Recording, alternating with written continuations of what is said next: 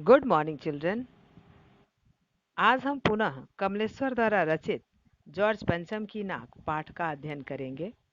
बच्चों, अब तक हम लोगों ने पढ़ा कि रानी एलिजाबेथ द्वितीय के दौरे का समय जैसे जैसे नजदीक आ रहा था, वैसे वैसे सरकारी तंत्र के माथे पर बल पड़ते जा रहे थे। जो सत्ता पक्ष था उसके माथे पर बल पड़ रहे थे, सिकन आ गई थी। परेशानी यह थी कि उसी समय जॉर्ज पंचम की नाक हथियारबंद पहरेदारों का गश्त लगते हुए भी गायब हो गई थी। पहरेदार गश्त लगा रहे थे रात दिन, लेकिन फिर भी किसी ने उनकी नाक काट दी।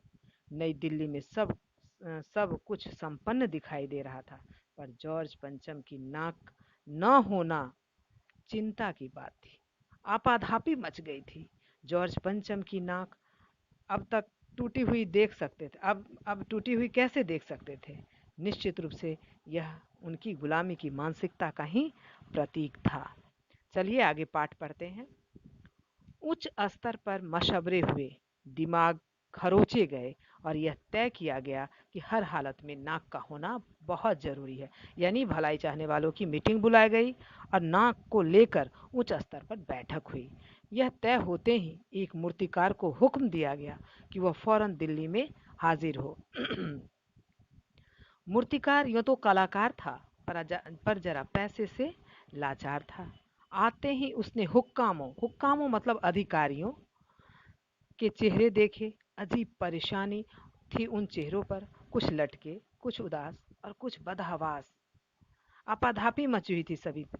उनकी हालत देखकर लाचार कलाकार की आंखों में आंसू आ गए। तभी एक आवाज सुनाई दी, मूर्तिकार, जॉर्ज पंचम की नाक लगानी है। मूर्तिकार ने सुना और जवाब दिया, नाक लग जाएगी, पर मुझे यह मालूम होना चाहिए कि यह लाट मतलब लाट माने मूर्ति कब और कहाँ बनी थी।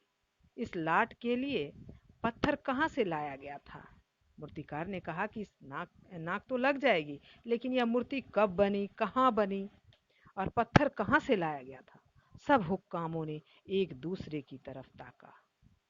हुक्कामों ने अधिकारियों ने एक की नजर ने दूसरे से कहा कि यह बताने की जिम्मेदारी तुम्हारी है।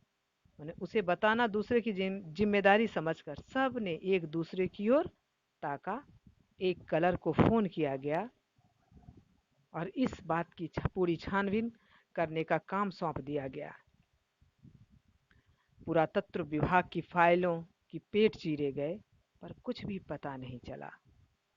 क्लर्क ने लौटकर कमेटी के सामने कांपते हुए बयान किया, सर, मेरी खता माफ हो, फाइलें सब कुछ हजम कर चुकी है। मतलब यहाँ पर फाइल मेरी खता माफ हो, फाइलें सब कुछ हजम कर चुकी है। बच्चों अंडरलाइन कर लेंगे। मैंने यहाँ पर सरकारी सुरक्षा तंत्र की खामियों का वर्णन किया जा रहा है कि मौजूदा सरकारी व्यवस्था पर यहाँ व्यंग भी किया जा रहा है कि यहाँ पर भ्रष्टाचार व्याप्त है। पैसों के लेन देन के बिना फाइलें इधर उधर नहीं जा सकती हैं। मतलब सभी एक दूसरे से हमने देखा कि जिम्मेदारी से बचना चाहते हैं। कार्य के प्रति लापरवाही है। उन सब में आपसी सहयोग और निर्णय क्षमता की कमी दिखाई दे रही है। हुक्कामों के चेहरे पर उदासी के बादल छा गए।